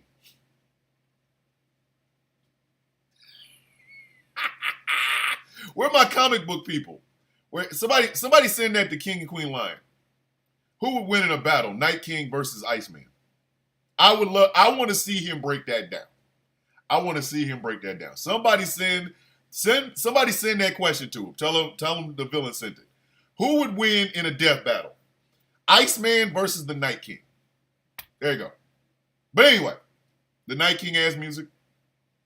So they were playing everybody's music when they was getting ready to go to the war and stuff, you know. And then you see the Dragon Riders getting, dressed. That little arrogant sumbitch is going to get everybody killed. Like, I don't like him. I don't like him. Okay? You're related in some shape, form, or fashion to Daemon and Viserys.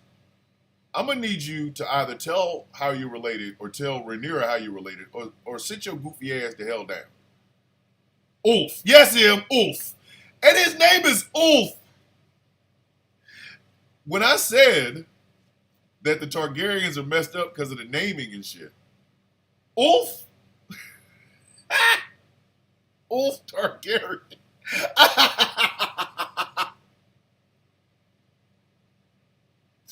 Ulf Targaryen up in here. His name is Ulf.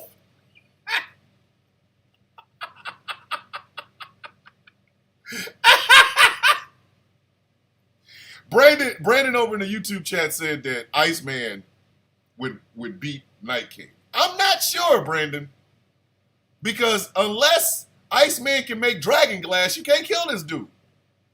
He's immune to fire. He controls a large army. And if Iceman falls, all he has to do is just touch him, and damn it, Iceman's now a Night King, like a Night Walker. You know what I mean? So it's like, I don't know, man. I don't know.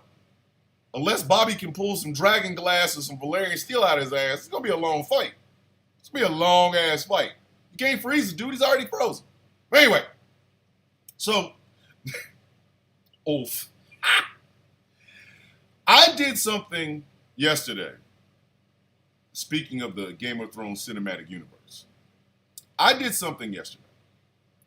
I went back and I looked. I typed into Google names of kings of Westeros, right? And let me tell you something. When I said the Targaryens can't name for shit, they really can't name for shit. They can't. These are some of the worst named people I ever seen in my entire adult damn life. Like, it's ridiculous how bad they are at naming shit. It is ridiculous. There was Aegons, Magons, Dagons, Tragons. It was horrible. It was horrible. And then they tried to have little cool nicknames. Aegon II, the usurper. You could have just called him Earp. He didn't have to be Aegon. That was Viserys' stupid ass problem. Who was Viserys the First? And guess what? There are 3 Viseryses that end up being king of Westeros. 3. 3. I was like, are you high? Are you okay? The hell is going on? Like, it was kind, oh my God, Viserys, Aegon, Magon, Daemon. Like, what the hell, man? Again, I thought the biggest mistake that the Targaryens have ever made is that whole I'ma screw my family. I love my family members, but not like that. Not like that. Nope. But the second one is they can't name. Y'all think I'm making this up? Y'all think I'm making it up? Okay. Tell you what you do. Go get on Google and type in all kings of Westeros and see what comes up. At a certain point, your head's gonna start spinning because it's like an alphabet soup beating your ass.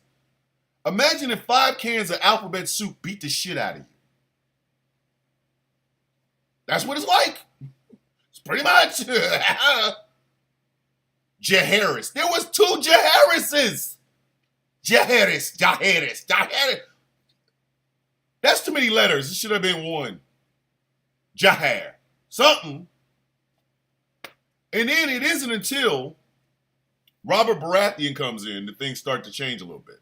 But then you end up with a Baratheon and 2 bastard Lannister kids that are claiming the name Baratheon. Cersei's in there. Cersei was the first queen of Westeros. First queen. Not Rhaenyra. Because Rhaenyra doesn't get into work. You know what I mean? Like, it doesn't, you know what I mean? It doesn't get it. It's not there. So Cersei was the first queen of Westeros. Followed by Daenerys, who, again, is that Aerys shit. It's too many of them. I'm sorry. With all of them Aegons, Magons, Tragons, Dagons, Magons, Chagons, there should have been a Bob. Bob Targaryen, king of Westeros from 201, AC to 205 AC. He's followed by his son, Jim Bob Targaryen. You know, he could have been Bob Jim Targaryen Jr. Because Bob Targaryen could have been Bob Jim Targaryen Sr. Like, you know what I mean? Think about this. The Starks, they were able to name their kids straight up just Arya. One syllable. Arya. Arya. Bran. One syllable. Boom. Robb. One syllable. Boom. What child got more than one syllable? Syllable. What child out of the Starks got more than one syllable? Rickon. And you know they was just done naming his ass. They were like, we ain't having no more kids after this one. And you see the result. His silly ass didn't know how to zigzag. Sansa. There you go. Sansa. 2 syllables. Boom, boom. Sansa. You know what I mean? Rickon. Boom, boom. Look at the Lannisters. They named their kid Jaime. Cersei. Tyrion. Boom, boom, boom. 1, 2, 3 syllables. Jaehaerys. Like.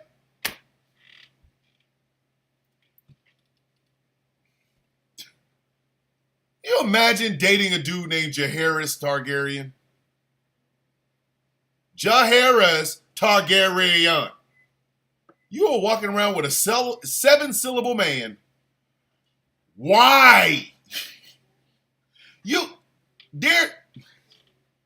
Listen, there's no sexy tattoo that you can get.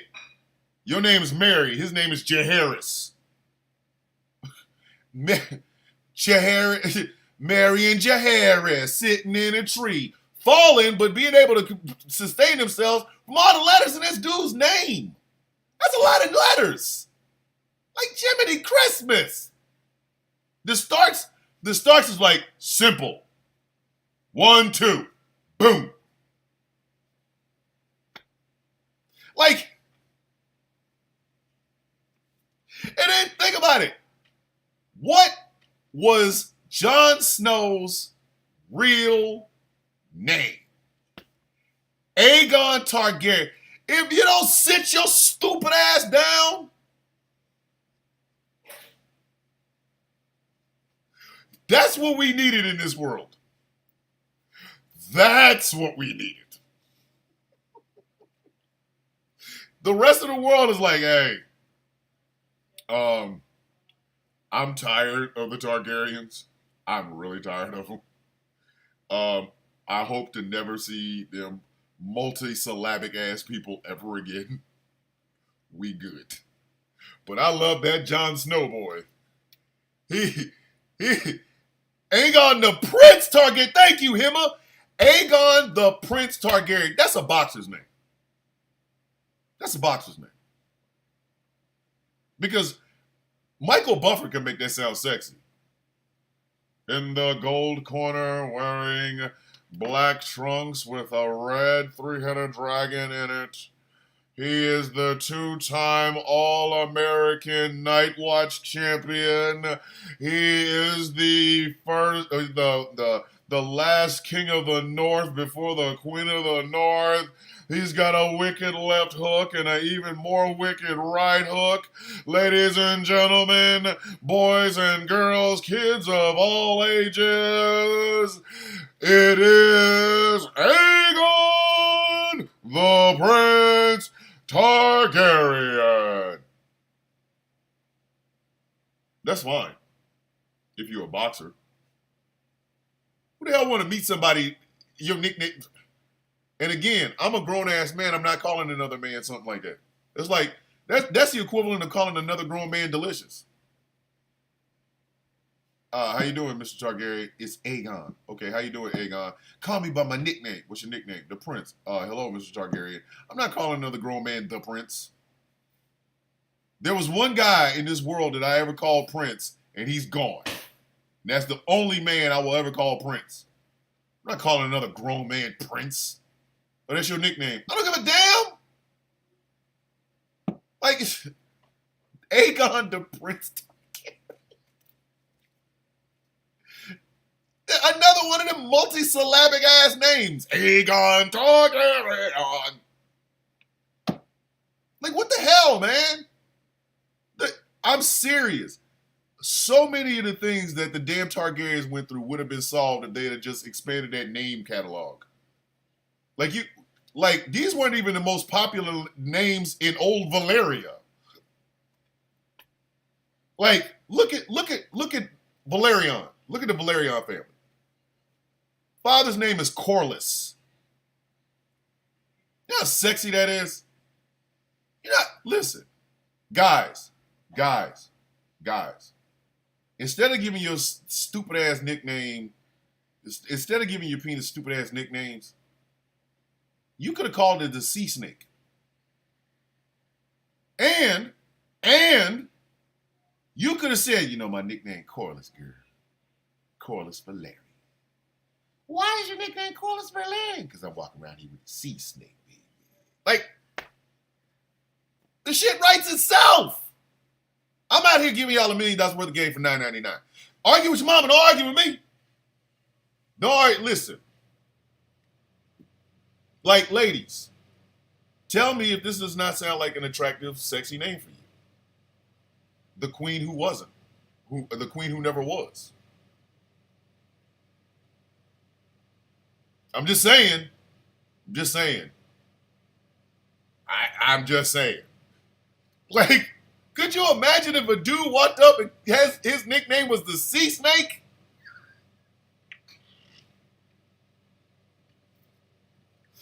Listen, Idris Elba would be 10 times more insufferable if his nickname was the Sea Snake.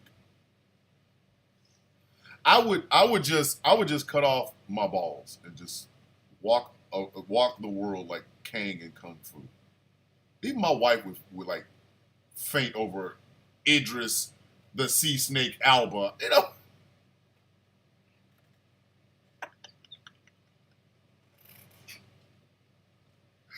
Idris the Sea Snake Elba. Like, bro, if you don't get the hell on with that bullshit, if you don't.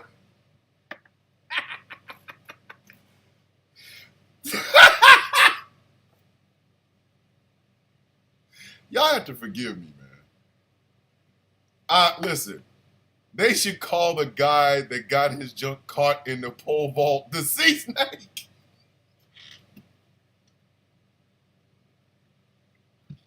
Wait a minute. That happened, didn't it? This year. That happened this year, didn't it?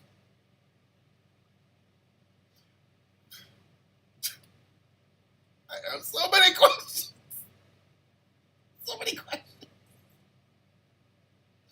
I have so many questions. I'm sorry. I ain't making fun of that man, but I have so many questions. I'm just saying. Sophie Trudeau back Idris the Sea Snake.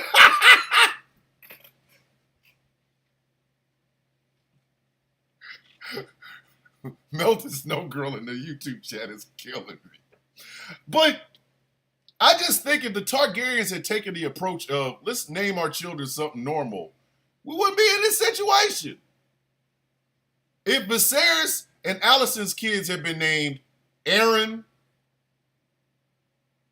Arnold, and Helen, so when he halfway dying talking about the prince that was promised, he would know he ain't talking about our kid.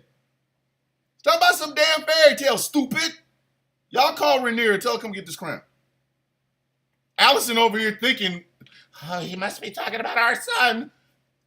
He's talking about 5 or 6 different damn Aegons, ass. Jon Snow is an Aegon. The hell are you talking about? Name them kids Jim Bob. I'm just saying. Aegon, Visenya, and Rhaenys, their sons. One son named Magon. The other son, Dominic. I don't know if America's ready. I don't know. What in the fuck? Black African, all human origin. Who is this dude? Good morning, Queen James, the Gemini. Who is this dude? I don't even know who that guy is. Anyway, but like, yeah, I mean, like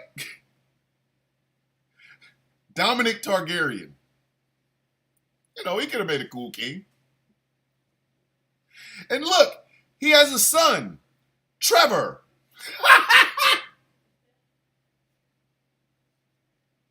Trevor Targaryen. I'm sorry.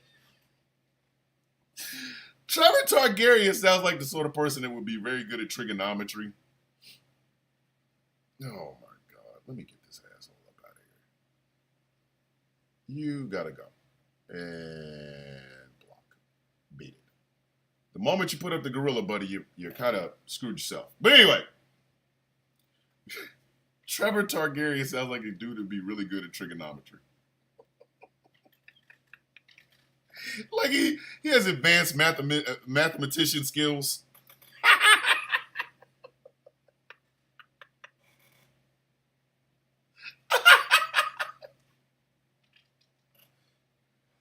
Now we're gonna go ahead and do trigonometry. So we're gonna go x5 is equals to y5 equals z5. Who else comes up here? Trevor Targaryen, come up here and solve the problem. It's a great job, Trevor. Like, you want to be king of Westeros? No, actually, I want to be a mathematician. I kind of enjoy that. That would be a hell of a thing if you walked into your classroom and your teacher's name was Trevor Targaryen. Hi, welcome to school. My name is Targaryen. Mr. Good morning, Mr. Targaryen. You've been an algebra teacher in a high school.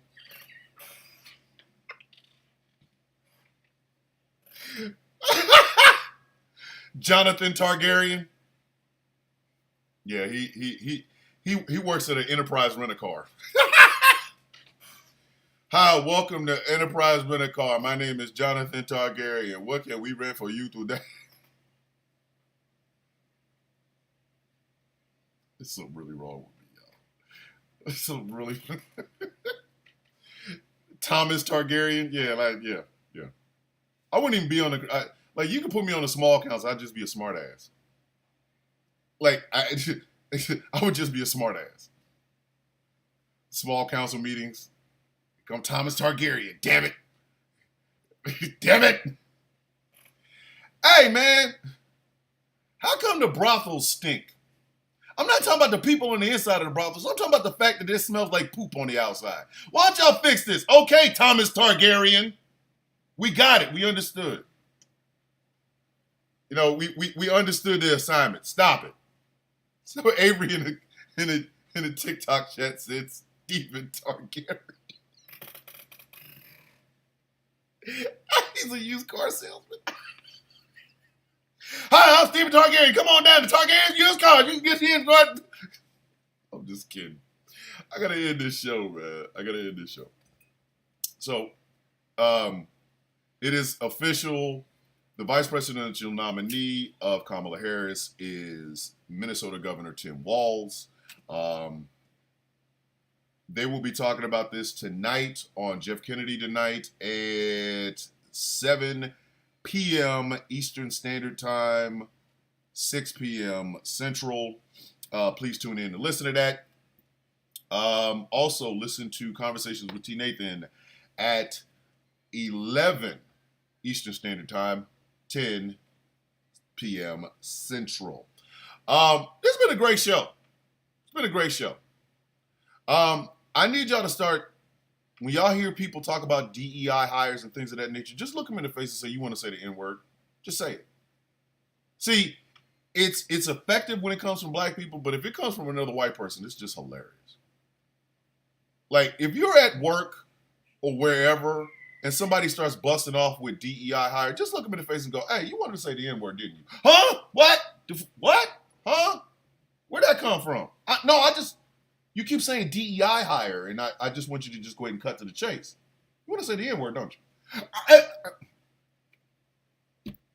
I mean, if you really, seriously, because I know y'all have family members that y'all cannot stand that always talks about people being DEI hires because they're regurgitating stuff that they heard on Fox News.